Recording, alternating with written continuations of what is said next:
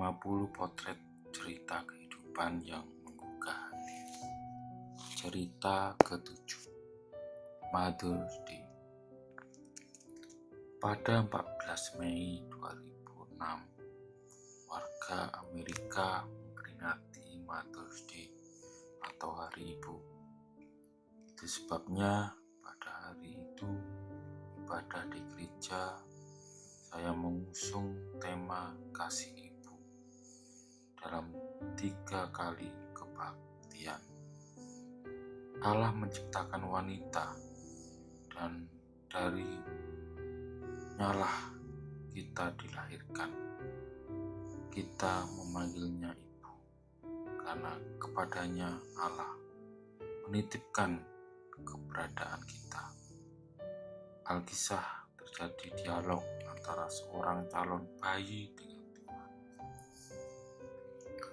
Saat aku di rahim ibu, rasanya nyaman sekali, hangat dan tentram. Ketika hampir tiba saatnya aku dilahirkan, aku berbicara kepada Tuhan. Tuhan, aku takut. Di luar sana suaranya begitu bergemuruh, menakutkan. Bolehkah aku tetap di sini saja? Aku coba menawar, namun dengan lembut Tuhan jawab, kamu harus dilahirkan ke dunia, anakku. Kamu tak usah takut dan khawatir, karena kau akan selalu dijaga malaikat. Ia akan selalu melindungimu sekuat tenaga, sekalipun harus mempertaruhkan nyawanya. Tetapi Tuhan, bagaimana kalau aku mau ngobrol dengan Tuhan? Masih bisakah? Tanya. Malaikatmu akan mengajarimu berbicara, berbahasa, dan berkomunikasi denganku, jawab Tuhan. Tetapi Tuhan, apakah aku nanti bisa berjumpa denganmu lagi? Tanyaku penasaran. Tentu anakku, malaikatmu yang akan mengajarimu bagaimana bertemu denganku, jawab Tuhan dengan bijak. Aku melihat sorot matamu yang masih penuh tanya. Kamu tentu penasaran siapa malaikatmu, betul kan? Tanya Tuhan. Dengan tersipu, aku mengangguk. Ketahuilah, anakku, malaikatmu itu tidak lain adalah ibumu. Kini ketika aku dewasa, ketika ibuku berkunjung, ia mengajakku berbelanja di mal untuk berjalan-jalan dan membeli sebuah gaun yang baru. Sebenarnya aku bukan orang yang suka berbelanja bersama orang lain. Juga bukan orang yang sabar untuk berlama-lama di mal. Walaupun demikian, kami berangkat juga. Kami mengunjungi sebuah department store yang cukup besar, dan ibuku mencoba gaun demi gaun, tapi tak satu pun yang cocok. Waktu terus berjalan, aku mulai lelah dan kehilangan kesabaran, dan ibuku mulai frustasi.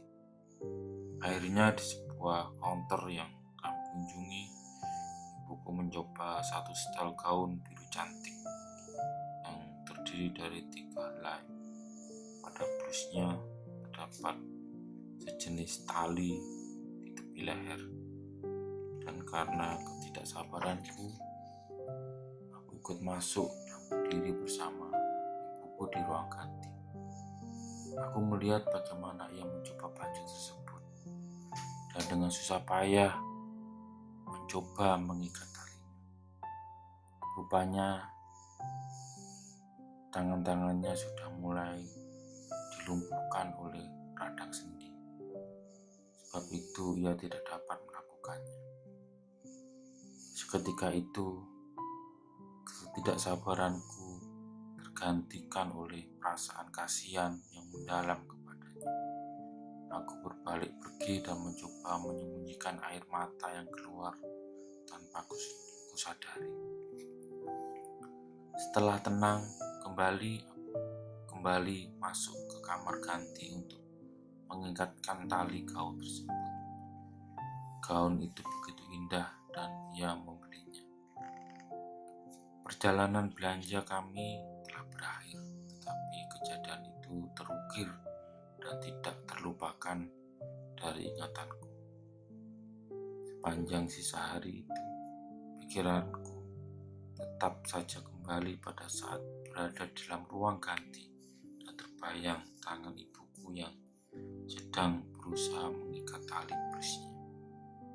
Kedua tangannya yang penuh kasih, yang pernah menyuapiku, memandikanku, memakaikanku baju, membelai dan memeluk.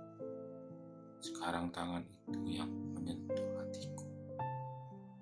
Kemudian sore harinya aku pergi ke kantor ibu, memegang tangannya, menciumnya, dan yang membuatnya terkejut memberitahukannya bahwa bagiku kedua tangan itu adalah tangan yang paling indah di dunia ini. Aku sangat bersyukur bahwa Tuhan telah membuatku dapat melihat dengan mata baru betapa bernilainya dan berharganya kasih sayang yang penuh pengorbanan dari seorang ibu. Aku hanya berdoa bahwa suatu hari kelak tanganku dan hatiku akan memiliki keindahannya sendiri. Dunia ini memiliki banyak keajaiban, segala ciptaan Tuhan yang begitu agung, tapi tak satu pun yang dapat menandingi keindahan tangan ibu.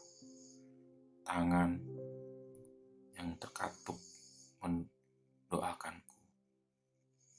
Terngiang di telingaku lagu namaku disebut.